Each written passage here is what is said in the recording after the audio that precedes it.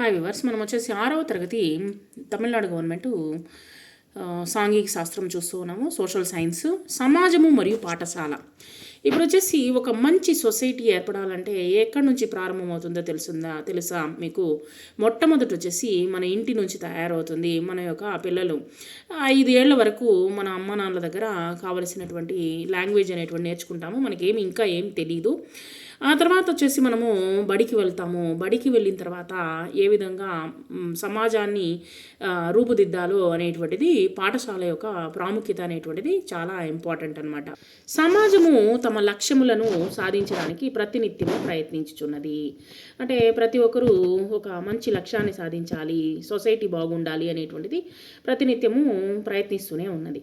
ప్రజల వ్యక్తిగత లక్ష్యములు ప్రతి ఒక్కరూ మంచి ఉద్దేశంతో, మంచి వ్యక్తిగతంతో ఉండాలన్నమాట.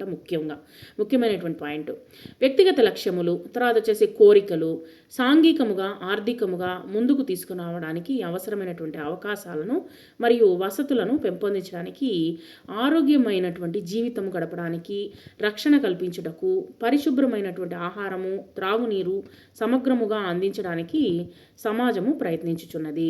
ఇప్పుడు వచ్చేసి ఇక్కడ ఏం చెప్తున్నారంటే ప్రజల వ్యక్తిగత లక్ష్యములు అంటే ప్రతి ఒక్కరికి ఒక లక్ష్యం అనేటువంటిది ఉంటుంది. మనం ఇది సాధించాలి, మనకు కోరికలు అనేటువంటిది ఉంటాయి. ఆ కోరికలను తీర్చుకునే దానికోసము మనం ఒక లక్ష్యాన్ని ఏర్పాటు చేసుకుంటాము. ఆ లక్ష్యంతో పాటు మనం ప్రయాణం చేస్తూ ఉంటామన్నమాట.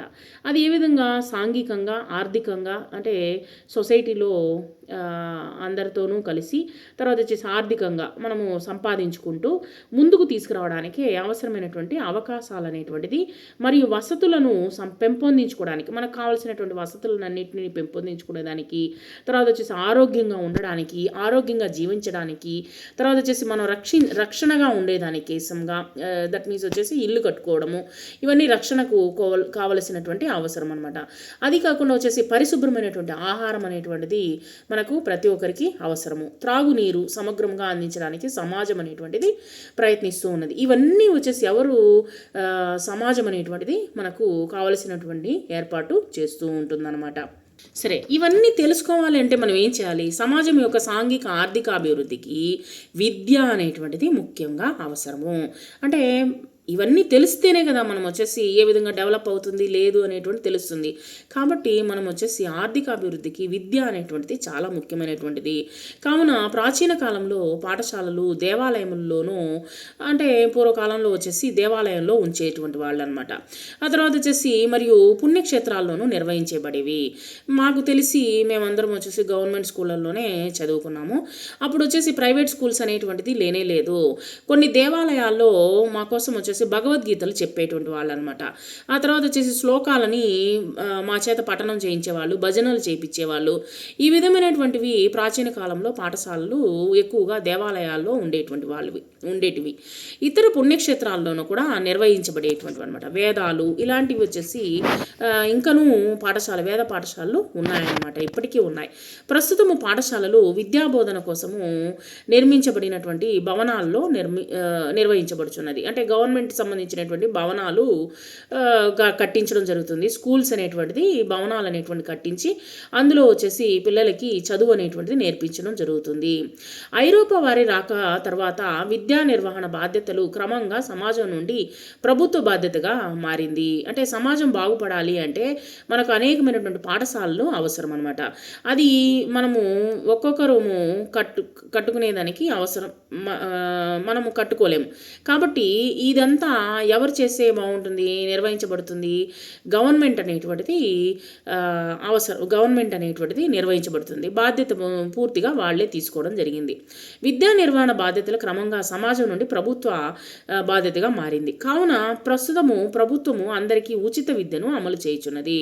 చాలా ముఖ్యమైనటువంటిది అనమాట. ఇప్పుడు వచ్చేసి ప్రతి ఒక్కరూ వచ్చేసి విదేశాల్లో చాలా కొన్ని విదేశాల్లో వచ్చేసి విద్య అనేటువంటిది మనకు ఉచితంగానే ఇస్తూ ఉన్నారన్నమాట. ఏ కంట్రీ వాళ్ళైనా సరే వాళ్ళకి ఉచిత విద్య అనేటువంటిది అందిస్తూ ఉందన్నమాట. ముఖ్యమైనటువంటిది ఏంటి? విద్య అనేటువంటిది ఉచితంగా అందించామనుకోండి, ఆటోమేటిక్గా సమాజం అనేటువంటిది బాగా డెవలప్మెంట్కి వస్తుందన్నమాట, బాగా అభివృద్ధి చెందుతుంది. సరే. ఒక సమాజం యొక్క పురోభివృద్ధి దాని యొక్క ఉజ్వలమైనటువంటి భవిష్యత్తు ఆ సమాజంలో ఉండేటువంటి పిల్లలకు అందించేటువంటి ప్రాథమిక విద్యపై ఆధారపడి ఉన్నది. ముఖ్యంగా ఏంటంటే ప్రాథమిక విద్య అనేటువంటిది చాలా ఇంపార్టెంట్. బేసిక్ అనేటువంటిది చాలా ఇంపార్టెంట్ అనమాట. 1-5వ తరగతి వరకు మనము బేసిక్ బాగా స్ట్రాంగ్‌గా వేసేసామనుకోండి, మనకు కావలసినటువంటి విద్య అనేటువంటిది మనకు చాలా ముఖ్యమైనటువంటిది. పురోభివృద్ధికి, డెవలప్ అయ్యేదానికి ఈ యొక్క ప్రాథమిక పాఠశాలలు ఎక్కువగా కృషి చేస్తూ ఉన్నాయి. పాఠశాల ఒక సామాజిక సంస్థ. సమాజం యొక్క విద్యాభివృద్ధి ముందుకు సాగడానికి పాఠశాల దారి చూపుతుందన్నమాట. విద్యార్థులు సమాజం యొక్క భావి పౌరులు, అంటే భవిష్యత్తులో వాళ్ళు పౌరులుగా మారుతారు. బాధ్యత, క్రమశిక్షణ, వ్యక్తిగత నియంత్రణ, అంటే ఎప్పుడు వచ్చేసి పిల్లలు బాధ్యతగా వహించాలి, తర్వాత వచ్చేసి క్రమశిక్షణతో ఉండాలి, వ్యక్తిగత నియంత్రణ అనేటువంటిది చాలా అవసరము, ధైర్యము మొదలైనటువంటివి ఉండాలన్నమాట. వాటిని యువతకు పాఠశాల యందు బోధించుచున్నారు. చాలా ఇంపార్టెంట్ ధైర్యం అనమాట. ధైర్యే సాహసే లక్ష్మి అని అంటారు. ఎందుకంటే ధైర్యంగా ముందుకు వెళ్తే మనకు ఏదైనా సరే మనం సాధించగలుగుతాము. మనం సాధించగలిగామనుకోండి, మనకు కావలసినటువంటి ధనం అనేటువంటిది చేకూరుతుంది. కాబట్టి పాఠశాలలు అనేటువంటిది ముఖ్యమైనటువంటి ప్రాముఖ్యత అనేటువంటిది వహిస్తూ ఉన్నాయి. బోధిస్తూ ఉన్నారు, పాఠశాల యందు బోధించుచున్నారు పిల్లలకి. పాఠశాలలోని ఒక్కొక్కరు కార్యక్రమము సమాజం యొక్క లక్ష్యములను నెరవేర్చుటకు ఉపయోగపడుచున్నది. చూడండి, మనము కావలసినటువంటి పాఠాలు మనము నేర్చుకుంటున్నాము.